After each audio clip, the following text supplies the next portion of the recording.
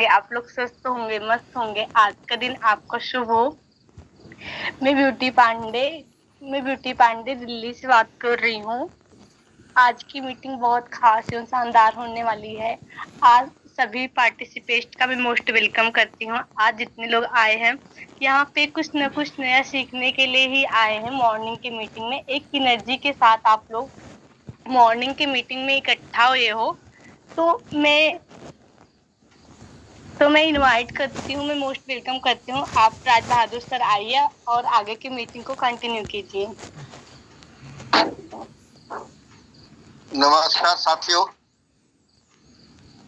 आज 9 दिसंबर दिन सोमवार के सभी को हार्दिक शुभकामनाएं। बहुत बहुत धन्यवाद ब्यूटी मैम, आपने मुझे इस प्लेटफॉर्म पर बोलने का मौका दिया। आपका बहुत बहुत आभारी हूँ। आप सुबह की मीटिंग में उपस्थित हुए, मैं आपको बहुत बहुत धन्यवाद देता हूँ। आपने बहुत ही जानदार शानदार तरीके से मैम आपने कोस्टिंग की है। मैं धन्यवाद देता हूँ अपने माता पिता को, जिनकी असीम अनुकंपा से मैं इस काबिल बन सका हूँ। धन्यवाद देना चाहता हूँ श्री प्रिंस राव सर को, इन्होंने मुझे इस काबिल समझा कि मैं आज की मीटिंग लूं। धन्यवाद देता हूं अपने सीनियर श्री अतुल सर व पूजा परमार मैम को, जिनकी वजह से मैं टोकोना कंपनी में काम करने का प्रयास कर रहा हूं। साथियों, मैं कई कंपनियों में काम कर चुका हूं। प्रत्येक कंपनी के अपने अलग अलग अनुभव हैं। कहीं मुझे कंपनी के सीएमडी चालाक व मतलबी मिले, तो कहीं अपलाइन सेल्फिश नेचर के मिले। सब जगह धोखा मिला, यहाँ तक कि मुझे मुनाफा कम नुकसान ज्यादा हुआ। काम करते करते मेरे सीनियर श्री अतुल सर मेरी जिंदगी में आए। उन्होंने मुझे एक कंपनी ज्वाइन कराई। यह मेरी दोबारा ज्वाइनिंग थी उस कंपनी में। मैं पहले भी उस कंपनी में काम कर चुका था। तब केवल कपड़े से व्यापार होता था, कपड़ा ही बेचना पड़ता था। मैं तब सफल नहीं हो पाया। लगभग 5 वर्ष पूर्व अतुल सर ने मुझे दोबारा से उसी कंपनी में ज्वाइन कराया। तब से आज तक वही कर रहा था और कर रहा हूँ। अतुल सर यूनिटेक लेकर आए और मुझे ज्वाइन कराया। फिर अगस्त में टोकोना लॉन्च होने वाली थी।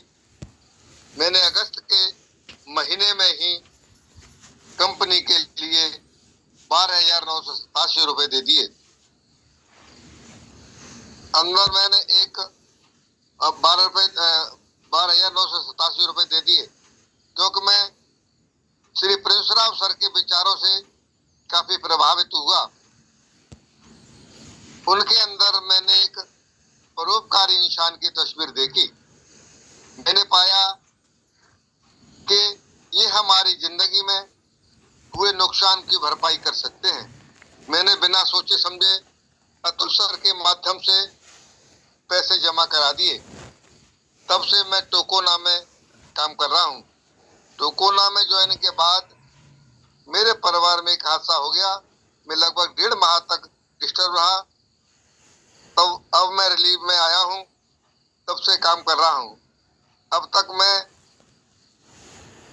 करीब 4,500 प्लस की इनकम कर चुका हूँ।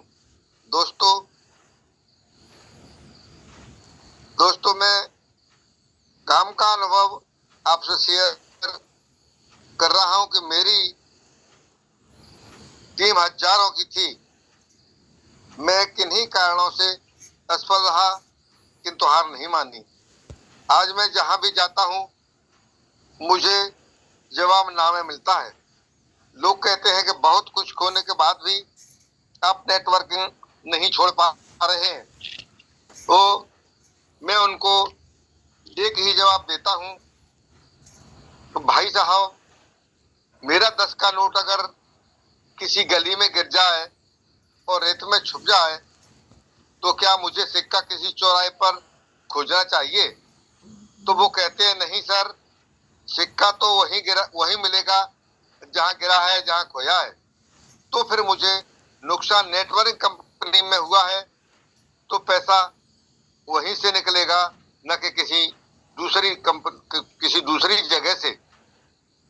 दोस्तों, मैं नेटवर्किंग नेटवर्किंग का काम इसलिए कर रहा हूं कि नेटवर्किंग में कोई अनुभव नहीं, कोई क्राइटेरिया नहीं, कोई जगह नहीं, कोई अनुभव नहीं, इसलिए मैं काम कर रहा हूं और बहुत ही कम पूंजी में ये काम शुरू होता है।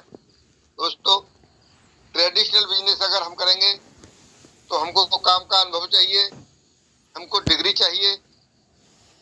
मैं काम में निपुण नहीं हूँ, मेरे पास कोई ऐसा स्थान भी नहीं है कि मैं काम शुरू कर सकूं, और मेरे पास इतनी पूंजी भी नहीं है कि मैं एम्प्लॉय रख सकूं। अब इस क्राइटेरिया को ध्यान में रखते हुए आप ही मुझे बताइए कि मैं अब कैसे काम करूं। तो वो कहते हैं नहीं सर, आप ठीक कहते हैं, नेटवर्क में बहुत ही कम पूंजी से काम शुरू किया जा सकता है, जिसे मैं कर रहा हूं। फिर वो सोचने पर मजबूर हो जाते हैं। मैं उनको उनसे उत्साहित करता रहता हूं और आईडी लगा देता हूं। दोस्तों, आप कितने भी अच्छे क्यों नहीं हैं, कितनी भी अच्छी कंपनी क्यों नहीं है, जिसके दिमाग में कचरा भरा हुआ होता है वो आपको कभी सही नहीं कहेगा, न कंपनी को सही कह सकता है, क्योंकि ऑपरेशन नजर का तो हो सकता है लेकिन दिमाग का नहीं। हमें उनके दिमाग से पहले कचरा साफ करना पड़ेगा, तब हमारी बात उनके दिमाग में घुसेगी।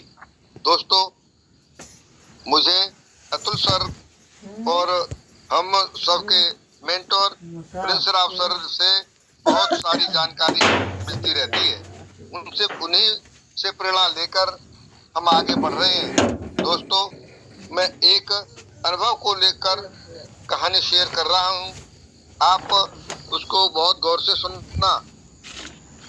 एक ट्रेन में एक बुढ़ा सफर कर रहा था, डिब्बे में अकेले ही बैठे थे श्रीमान जी। उसी डिब्बे में 6-7 लड़के चढ़ाते हैं।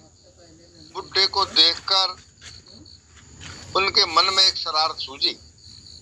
एक लड़का बोला, चलो चलती गाड़ी में चैन खींचते हैं। दूसरा बोला, 500 रुपए जुर्माना देना होगा, साफ साफ लिखा है। तीसरा बोला, कोई बात नहीं है, जुर्माना देना होगा तो हम पैसा इकट्ठा कर लेते हैं। सबने मिलकर चंदा किया, 1200 रुपए इकट्ठे हुए, जिसमें 200 के 3 नोट और 2 नोट 50-50 के और 600 के नोट थे। वो पैसे पहले वाले लड़के के पास। सबने कहा कि चैन खींचने के बाद इस बुढ़े के नाम ले देंगे। यह सब बुढ़ा सुन व देख रहा था। बुढ़े ने कहा, भाई आप मुझे एक बात बताइए, मैंने आपका क्या बिगाड़ा है जो मुझे आप फंसाना चाहते हो? किंतु कोई भी नहीं माना।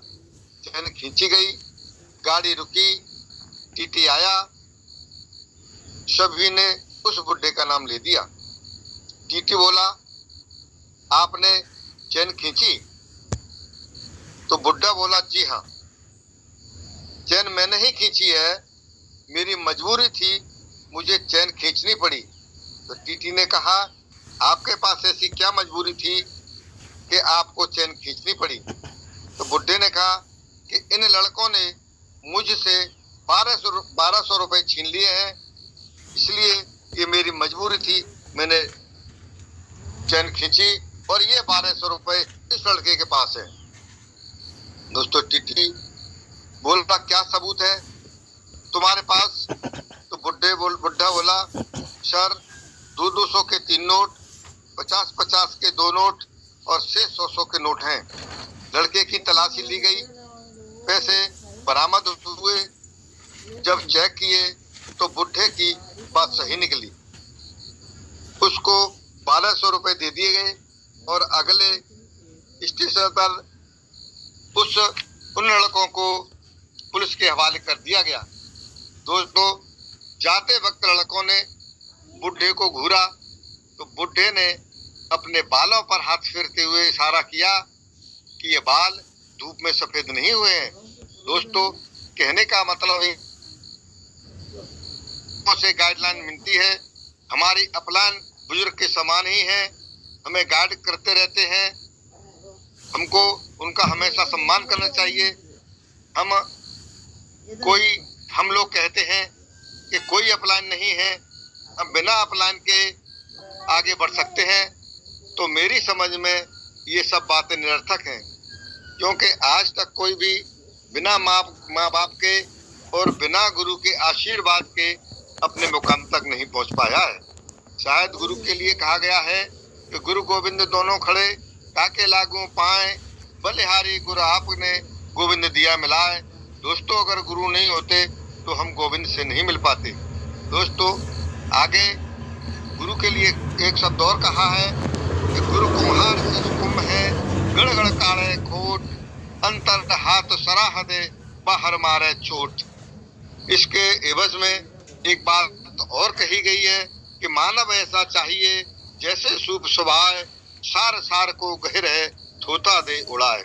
यदि आपको ऐसा महसूस होता है कि हमारी अपलाइन हमको गलत रास्ता दिखा रही है, तो आपको थोता थोता छोड़ देना चाहिए और सार सार को ग्रहण करना चाहिए, और आप अपने प्रगति का रास्ता स्वयं बना सकते हैं। लेकिन कंपनी की गाइडलाइंस आपको सीनियर से ही मिलेगी। दोस्तों, मैं आपको समझाना चाहता हूं कि यह समझना बड़ा मुश्किल है कि कितने तौर रखते हैं। जो आवारा हैं वो अनेकों ठौर रखते हैं।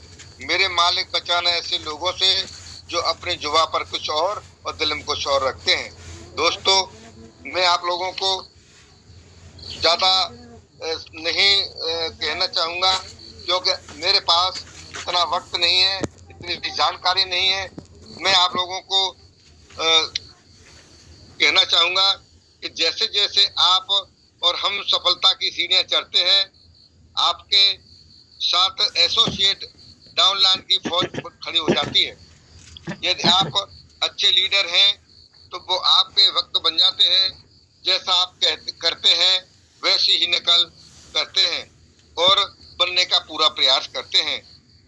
अनुयायियों की भीड़ की वजह से आप घमंड से भर जाते हैं और आप अपने मूल उद्देश्य से हटकर भक्तों को प्रश्रय देना शुरू कर देते हैं। इसके उलट एक लीडर का असली दायित्व साथियों को गलत और सही का बोध कराना होता है। लीडर हमेशा साथियों के लिए उदाहरण बनता है। लीडर सकारात्मक आलोचना करता है और स्वयं गलती हो जाने पर स्वीकार भी करता है। इस बात पर सभी प्रबंधन गुरु का एक ही मत है कि यदि किसी संस्थान या कंपनी के शिखर पर ले जाने के लिए कंपनी में हर स्तर पर नेतृत्व क्षमता होनी चाहिए। ये लीडर का कर्तव्य होता है।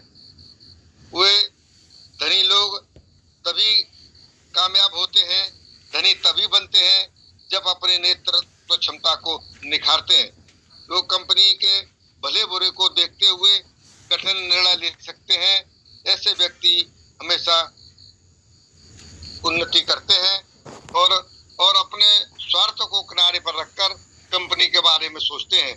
दोस्तों, मैं ज्यादा न कहते हुए हमको जो कंपनी दी है, प्रिंस राव सर ने हमारे लिए जो कंपनी बनाई है, मैं प्रिंस राव सर का कोट धन्यवाद देना चाहता हूं कि उन्होंने हमारे भले के लिए इस कंपनी का निर्माण किया है। ऐसा प्लान डिजाइन किया है कि शायद विश्व में इस तरह का कोई भी प्लान नहीं है। दोस्तों, मैं अतुल सर का भी बहुत बहुत धन्यवाद देना चाहूँगा कि उन्होंने मुझे समय समय पर मोटिवेट किया, समय समय पर मुझे सफल होने के गुण सिखाए हैं। मैं ज्यादा न कहते हुए आप लोगों से बस इसी बात के लिए आपसे माफी चाहूंगा कि मैं ज्यादा बड़ा वक्ता नहीं हूँ। आपसे इन्हीं शब्दों के साथ विदा लेते हुए मैं आपके स्वास्थ्य और शुभ सुबह के लिए आपसे मैं मंगल कामना करता हूं और आपसे विदा लेता हूं।